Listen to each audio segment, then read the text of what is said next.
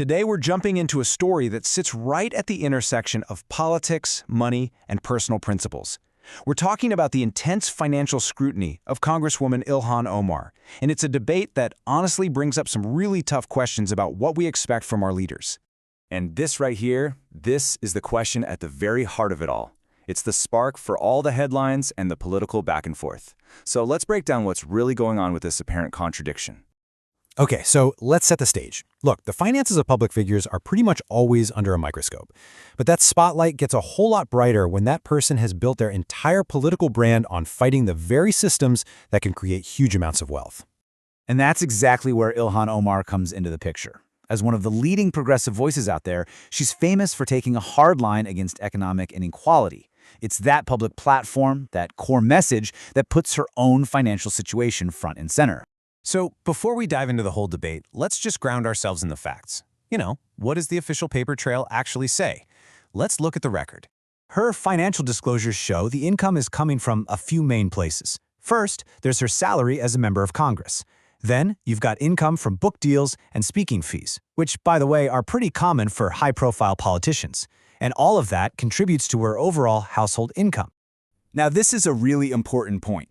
Every single one of these income streams is perfectly legal under U.S. law, and it's all been publicly reported, exactly as the rules require. So, if there's no illegal activity, why is this a controversy at all? Well, this is where the story shifts. We move away from the black and white of legal regulations and into the much grayer area of public opinion. Because the real conflict here isn't about what's legal, it's about what people perceive. This slide lays out the two sides of the argument perfectly. On one hand, you have critics saying, hey, if you campaign against wealth, you should live by a higher moral standard yourself.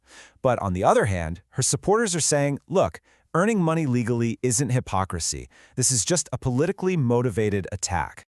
Let's start with the critics' point of view. For them, this has nothing to do with the law. It's a question of values, of authenticity. They're basically asking, if you're out there championing the poor and criticizing the wealthy, shouldn't your personal life reflect that?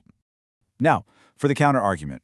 Her supporters are quick to point out that tons of politicians from both parties earn outside income from things like book deals. They argue that singling out Ilhan Omar isn't fair, and that this is really just a political hit job, disguised as a debate about ethics.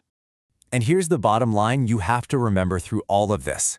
Despite all the noise, all the articles, all the debate, no official body, not a court, not an ethics committee, has found any evidence that she did anything illegal. This whole thing is playing out in the court of public opinion, not a court of law. This whole situation with Congresswoman Omar really forces a much bigger conversation. It's like a case study for a question that applies to every single leader we elect, regardless of their party. And this is that core question, right?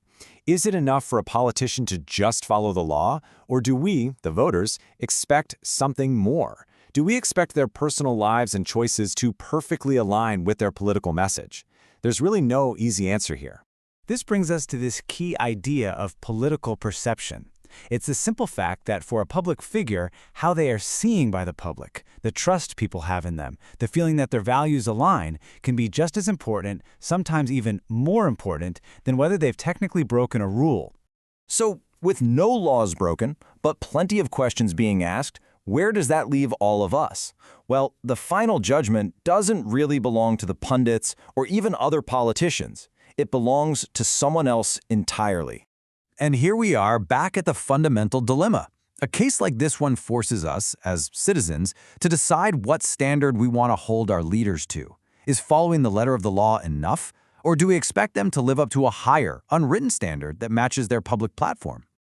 And that's the question this whole story leaves us with. It's so much bigger than just one politician's bank account. It's about trust, it's about leadership, and it's about what accountability really means in a democracy. And it's a question that, in the end, only you, the voter, can really answer.